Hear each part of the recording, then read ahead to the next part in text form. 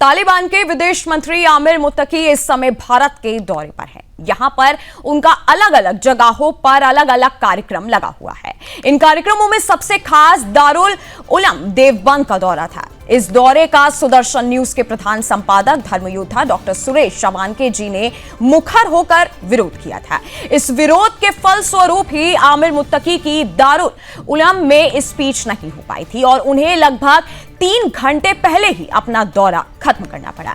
अब ताजा जानकारी के मुताबिक इन्हीं आमिर मुत्तकी का आगरा दौरा रद्द कर दिया गया है। इस दौरे के रद्द होने के बाद मुत्तकी तेजो महल का दर्शन फिलहाल नहीं कर पाएंगे।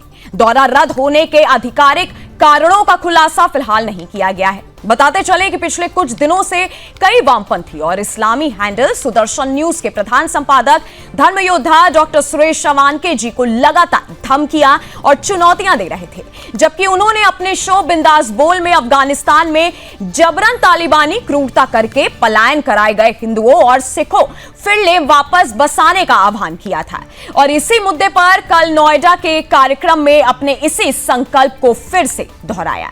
जरा सुनते हैं।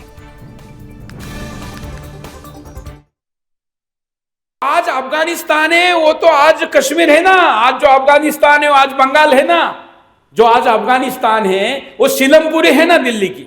अफगानिस्तान का इस्लामीकरण कब हुआ?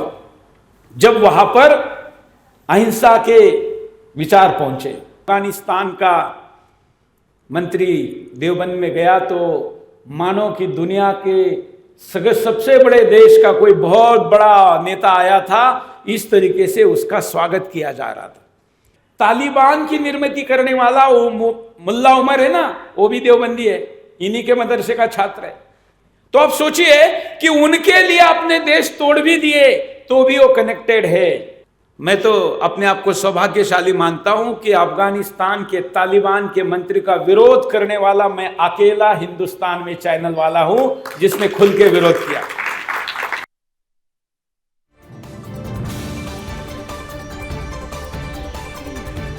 फिलहाल सुदर्शन न्यूज धर्म रक्षा के लिए अपना प्रयास सतत जारी रखेगा। दौरा होने के आधिकारिक खुलासा होने के बाद उससे दर्शकों को अपडेट किया जाएगा।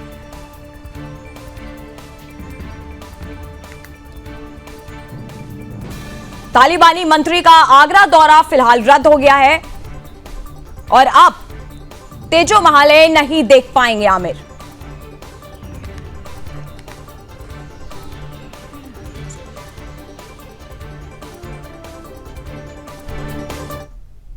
और इसी पर हमारे साथ जुड़े हमारे संवाददाता सुमित श्रीवास्तव और न्यूज रूम से जुड़े हुए कृष्णकांत चौधरी, दोनों का बहुत बहुत स्वागत है। सबसे पहले चलते हैं संवाददाता के पास। सुमित जी, जिस तरीके से ये दौरा एक रद्द किया गया है, क्या इसको इस नजरिए से देख सकते हैं कि भारत की मजबूत राष्ट्रवादी आवाज की एक तरीके से जीत हुई है?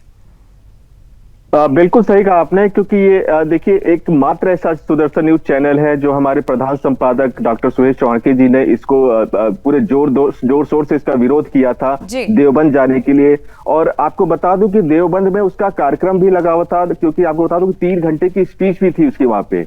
वो सब उसको रद्द करना पड़ा। ना केवल उसको वहां पे अपनी भाषण को रद्द करना पड़ा, बल्कि आगरा में उसका दौरा भी था। आगरा में उसको तेजो महल का दर्शन भी करना था, फिर वहां पे भी उसका एक भाषण का कार्यक्रम था। उस सब चीजों को रद्द करके उसको वापस लौटना पड़ा है। आपको बता दी कि एक और चीज है, भारत सरकार ने अभी तक इसको मान्यता नहीं दी है। जब उसने राजदूत में वहां के जो राजदूत है, वहां का जो उच्चायोग है, वहां पे उसने पीसी की थी, प्रेस कॉन्फ्रेंस किया था। वहां पे उसने अपना झंडा लगाने की कोशिश की थी, वहां पे काफी विरोध हुआ था, तब उसको झंडा वहां से हटाना पड़ा था।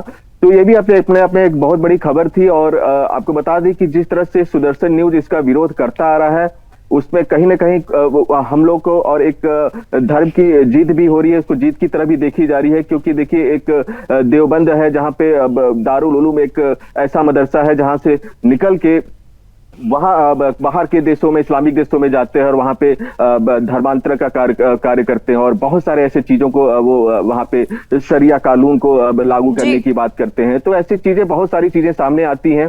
और अगर हम देखें तो ये कार्यक्रम रद्द होना एक अपने आप में एक बहुत बड़ी बात है और बहुत बड़ी जीत भी कही जा सकती है, क्योंकि आगरा का दौरा भी रद्द किया गया है।